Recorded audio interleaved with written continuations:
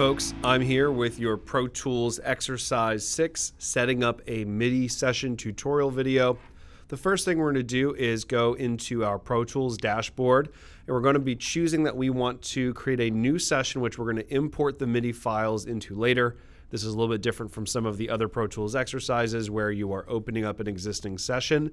In this one, we're building a session from scratch, so we have to follow some of the parameters that they've given us. Part 1 is to create new from the File menu in Pro Tools. So here I am in the Dashboard menu. And what we want to do is give it a title right off the bat. So now we're going to be naming it, according to the textbook, is Lesson 6 Canon. We're going to be editing a musical canon. Want to give it our name and today's date. In this case, it's actually May 28th, 25. We don't want to be creating anything from a template. We also want it to go to local storage, which is normal. File type, we would like it to be a WAV file. We also want to use a sample rate of 44.1 kilohertz and a bit depth of 24 bits. The I/O settings, we want to choose stereo mix, and we would like this to be an interleaved project. And we want to make sure we know where we are saving it. In this case, I have chosen that I want it to go into the same folder that I'm normally working in. So very important when you create a Pro Tools session for the first time, you instead of prompt for location, I would specify in Finder where you want this session to go, especially because you're building it for the first time. From there, I can go ahead and I can click Create. And then give us some simple tasks to do right off the start. The first thing, once this session opens, is we want to set our main counter to bars and beats. So here I am in the edit window, and we're going to want to set our main counter to bars and beats. In this case, it was already set there for us, which is nice. We'd like to also set our grid value to 1 bar. So you can always edit your grid value up here in the top. And we want to make sure that the actual value isn't some other one. So in this case, we want it to be 1 bar. And you want to make sure your grid is on. You turn your grid on, or you show grid lines simply by clicking this button so it's highlighted green. And then you'll see that in my session, the grid lines are coming up. We also want to make sure that the conductor track is enabled. Most of the time it is. If it isn't, it's going to be this little blue icon that looks like a conductor waving their arms. If it's off, you're going to want to click it so it's highlighted blue. And if it's already highlighted blue, you just want to leave it. And then you're good. And that already has finished part 1 of this exercise. Part 2 is to import some MIDI tracks. So we need to go to File, Import, and then we need to go over to MIDI, and we're going to import the files that we need. This is where the exercise file that you downloaded, even though it didn't have a Pro Tools session in it, it did have 2 MIDI files in it. So hopefully you remember where you uncompressed, unzipped, and placed that folder. In this case, I put it in the folder where I always work from everything, which is one with my name on it. Hopefully you've done that already. And I can navigate to the folder titled Lesson 6 Canon. Notice that's different from the encasing folder that my project is in. This is the folder I downloaded directly from Avid. And in this case, I can see there's Lesson 6 Canon Part 1 MIDI, and this is going to be the first file that we're going to import. So I'm going to go ahead and click Open. And according to the textbook, they want us to import to new tracks, and the track type will be instrument track. As you remember from Lesson 6, there's different tracks that Pro Tools can use to work with MIDI.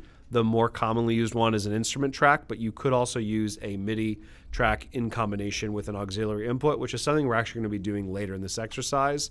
But for this part, we want to choose instrument track, and the location needs to be session start. We do want to make sure we select the import tempo map from MIDI file checkbox. So right here, import tempo map from MIDI file. That just means that Pro Tools is going to adjust the tempo map to match the tempo map that was already inside of this MIDI file, because that's something that MIDI files can actually do.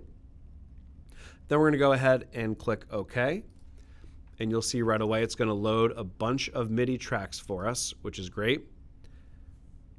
We now need to set some sounds for these MIDI tracks on these, or MIDI files on these instrument tracks to do. So we need to load an instance of the expand plugin. In order to check to make sure that the tempo map was added correctly, I do need to go up here to the top of our edit window view selector and make sure that we can actually see the tempo screen, because I want to make sure that the tempo map was imported properly. The way I can make sure the tempo map was imported properly is I can see this is a blank session, and I can already see that there are some tempo changes that have been programmed into this session. In fact, it's a dramatic slowdown from bars 32 to 33. And you can see all the different tempo changes. And that was imported just from the MIDI file. I didn't have to do that myself, but I can only see that if I'm looking in the edit window view selector and in our timeline that we can actually see tempo, which I have visible right there. We now need to go back to adding the instances of the Expand 2 plugin on each of the tracks. So I'm going to go into Inserts A through E. If this were not visible in your session, you are going to want to go to your Edit Window View selector and just make sure that Inserts A through E is displaying. In my case, it already is. And what we're going to do is go to a multi-channel plugin, and in the Instrument tab, and at the very, very, very bottom, we can see that we have the Expand 2 plugin. So I'm going to load an instance of that. I'd rather not have to do that. And by the way, once you load Expand 2, it's going to look like this. I will get into how to change this in just a moment. But while we're here, I'd rather not have to go through that process every time that I load an instance of Expand. Before I've made any changes to the sounds in this one, I'm going to copy this onto all the inserts for all these tracks just to save me some time. And the way you can copy a plugin is the same way you would copy a clip in Pro Tools. If you click the plugin on the Insert selector, and as you click it, if you hold the Option button, or excuse me, if I press down the Option key and then click it, I can drag a copy. Just know whatever settings or presets you've selected in a plugin, they will get copied with it, which can be really useful if you have done some EQ or some compression or another effect or reverb that you do want to copy. But in this case, I kind of just want a blank copy of Expand that I can change later. So I'm going to copy all these onto my inserts for each of these instrument tracks before I've made any sound selections. And now Expand is loaded, and it definitely saved me a little bit of time. The textbook then goes into specific detail as to which MIDI presets they want you to choose. And I'm going to start with guitar, and if you're not used to the numbering or nomenclature system in the Expand plugin, these numbers can be a little confusing. If I go to the Expand plugin, the first thing that my eyes kind of jump to is 001 Bright Pads Beneath the Waves. And there are numbers here, but the way this plugin works, because it's a multi-timbral synthesizer, we actually want to go into the presets, not here, which we could do if we want to modify specific sounds, but in this case we just want to use the presets that are already programmed here. So I need to actually go to the librarian menu and this preset menu. If you've done this, have not done this exercise before, this can take a little bit of time to figure out. And from there, now the numbers that are referenced in the textbook are going to make sense. So guitar needs to go to 21 guitars. So if I go here in this first drop down menu, I can see 21 guitars. And then this is where those plus sign numbers come from. It says plus 07 finger nylon acoustic. And you can see right off the bat. And that's where they got these numbers from, 21 guitars. And then the next column, plus 07 finger nylon acoustic. So I'm going to go ahead and assign that. And I can see it changed the sound from what it was to this one. I now need to go to the next instance of Expand, and I need to do the same process. So for bass, they want us in 25 basses. Then they want us in plus 03 acoustic fretless. And then you'll see it actually gives us two different sounds, and that's why this is a multi-timbral synthesizer. It actually programs multiple sounds into one instance based on the preset you chose. For pad, they would like us to go to plus 01 soft pads and plus 02 Heavenly Bell pad. Now we can go to arpeggio 1. For that, they have asked us to go to plus 09 multi-track arpeggios, plus 02 romantic string ensemble. I'm going to do the same thing for our arpeggio 2.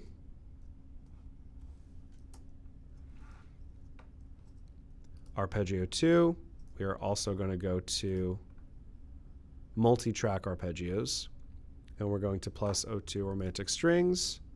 Arpeggio 3 is different. Arpeggio 3 is supposed to be 10 simple arpeggios plus 12 DX dreams, which I can see is right here.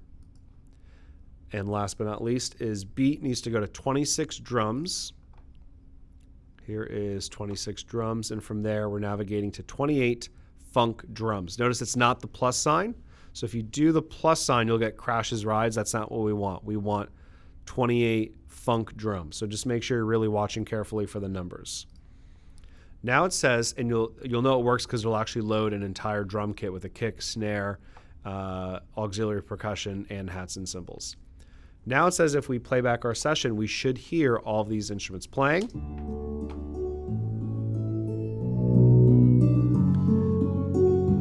And the other thing the textbook asks you to test is if you see notes on your screen. So for example, here, our meter should be displaying in the edit window so we can see that sound is coming out, which it is.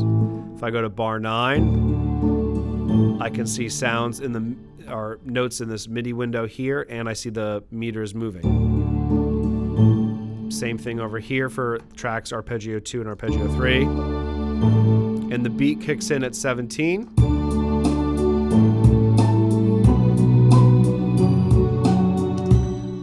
It's actually a pretty cool session. It's Pochbell's Canon in D, but it kind of has an electronic kind of flair to it, so it's pretty neat. Part 3 of this exercise is adding more parts. And in order to do this, we need to import the other file from that folder before. So I'm going to go back into the File Import menu, go back to MIDI, except this time instead of importing part 1, we're going to import part 2, but we're going to make some different selections on the MIDI Import Options dialog menu. They want us to not put it onto new tracks. They want us just to put it in the clips list. So it's going to go on that right-hand screen, the clips list, and we can do what we need to with it once it's there.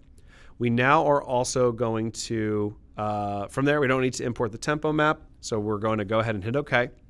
And now if I want to make sure this was done correctly, if I open up my clips window, I can see that we have 2 new clips here, lead 1, lead 2. But we now need to build tracks for these to go into. And this is where Pro Tools is trying to encourage you to try using MIDI tracks in the old school way, which would be an actual MIDI track and an auxiliary input. So we need to make some new tracks. So once again, the keyboard shortcut is Command-Shift-N. And from here, we need to make 2 MIDI tracks. So in here, we're going to actually change this number to 2. We're going to call them MIDI tracks, which aren't stereo or mono. And I'm going to give the title here, I'm going to call them lead. And what's going to happen if I just call them lead, Pro Tools will automatically name the first one lead 1, and it'll automatically name the next one lead 2. So I don't even have to worry about the suffix at the end. And while I'm in here, I'm going to click the plus button. I'm going to create 1 new stereo, and they ask for an auxiliary input track. And I want to do the naming here, so I'm going to do it one at a time. So I'm going to call this one, it's supposed to be called lead 1, and then the Roman numeral 6. And they want us to then create another stereo auxiliary input track. And this one's going to be called lead 2, Roman numeral 6. And from here I can create these new tracks. Notice that it already put the lead 1, lead 2 suffix on there because I just left it as lead and then Pro Tools gave it the numbers, and I had already manually named these. They want us then to drag the clips onto the appropriate track. So the lead 1 clip needs to get dragged to the lead 1 track, which is over here. And the lead 2 clip needs to get dragged onto the lead 2 track. So now I have these clips on these tracks. However, because these are MIDI tracks, there's no sound that's going to come out for them. So we're going to have to do a little bit of routing in here. The next thing we have to do is add another instance of the Expand plugin. I'm going to take the one from the top. If I take the one from the bottom, which has beat, has a bunch of different presets. So I'm just going to drag a copy of Expand down here. And once again, that's holding the Option key and then clicking and dragging. I'll do it again over here. And we need to go ahead and set these presets. So now we're going to be choosing not the one that came over from the copy.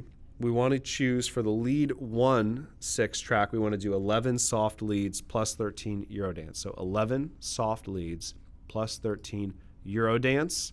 And then for the other one, they ask us to choose plus 06 polysynths plus 07 OK Corral.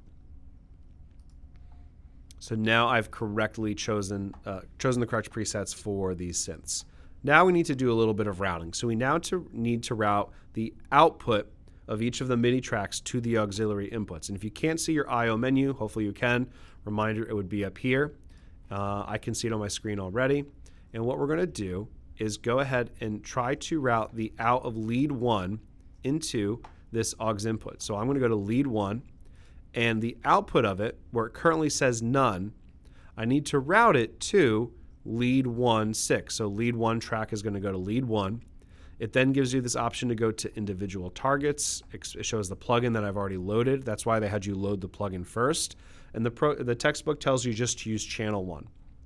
And we've now routed lead 1 into the lead 1 aux input track. We're going to do the same thing here. Lead 2 6, individual targets, expand, and we're also still choosing channel 1. We know we're choosing the right one because we chose lead 2 here.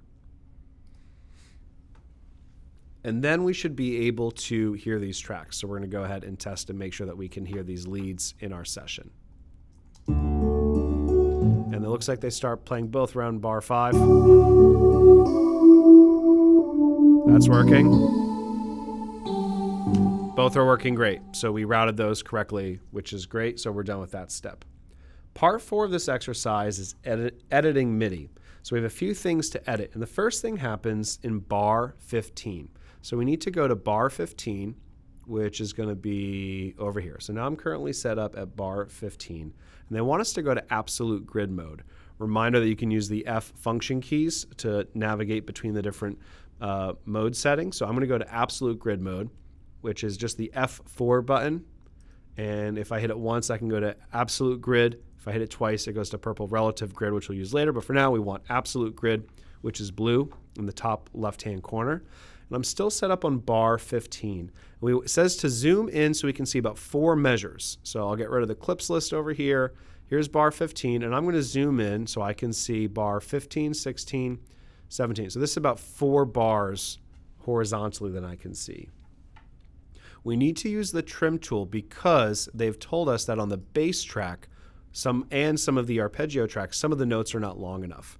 I will let you know for this part, you are going to want to have your grid mode on, and I recommend actually getting your grid mode down to quarter notes. You're going to see why in just a minute. So now I have the grid mode set to quarter notes.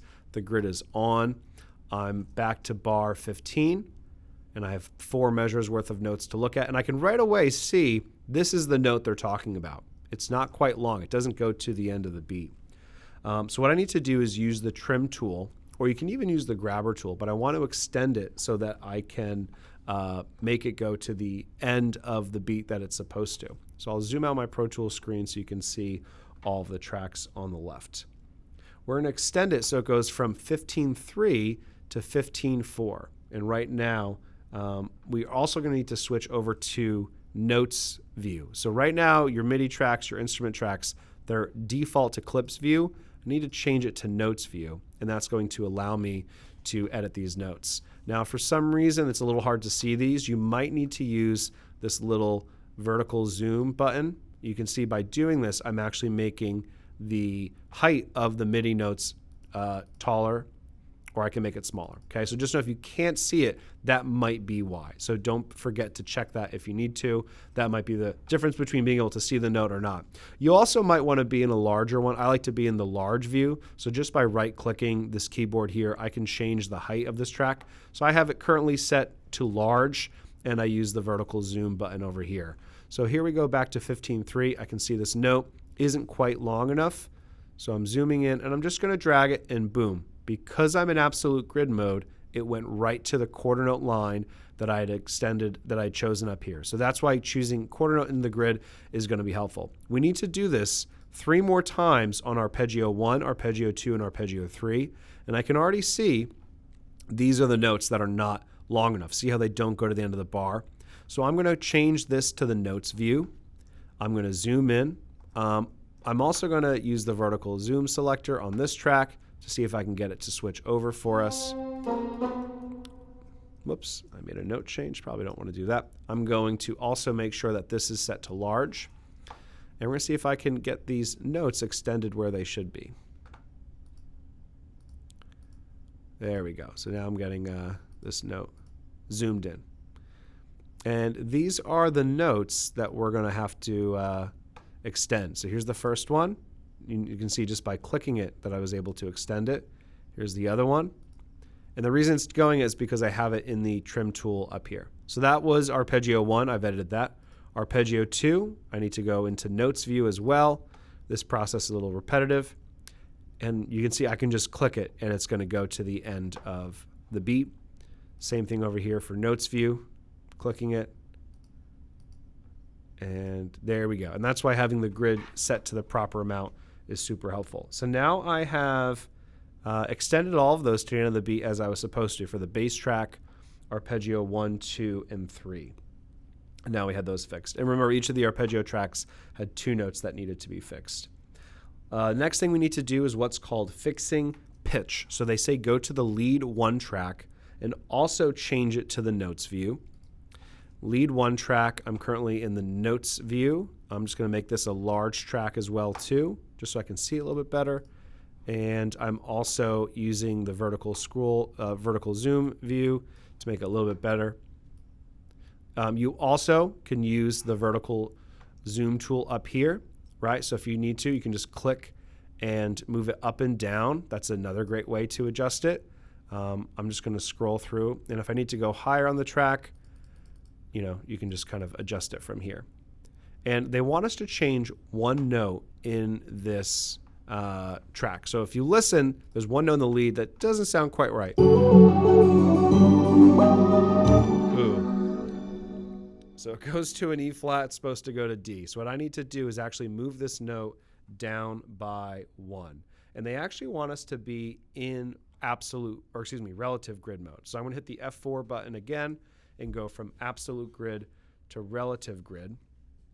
And we just need to use the grabber tool. So I'm going to go to my grabber tool up here. You want to make sure it's not set to one of these other sub functions. We just want the normal time grabber 1. And it says we want to grab the note and move it down by 1. And I'm going to go back and listen to it. And now it went from E flat to D, and it's in the right key. And that's all you have to do, move it by 1. And if you are someone who really wants to check, I would just go to your MIDI editor, and you can actually see it'll tell you. Had I gone to the MIDI editor before, with its own grabber tool, it was set to E flat before, which would show up as D sharp 4, of course, but you want to make sure it's set to D. So if you want to double check your work, don't be afraid to go to the MIDI editor and just see where that note actually is. Last thing we need to do is tweak the velocity. So this really isn't too bad, and it's a really great way to learn how to do this as a group. So on the lead 2 track, we're going to go to the velocity setting. And if I zoom, right away I can see all the velocity values for this. And right away, you can see that all the ones here are set similarly, and then these ones are played much too quietly. So in order to do this, I'm going to actually go into the selector tool, which is up here at the top of my screen. And I'm going to make a selection of all of these velocity values. So I'm selecting all of them. And then if I go back into the grabber tool, all I'm going to do is move them, and because they're all selected, if I move just one as I click and hold, it's going to move all of them. And the point of this exercise, or this part of the exercise, is just to get the velocity levels on this part of the track to match here. So all I need to do is approximately move them about where the other tracks are. And I can see visually that's pretty close. The textbook tells you to use your ear. So if I listen to this, the velocity levels on this lead, and then I listen over here,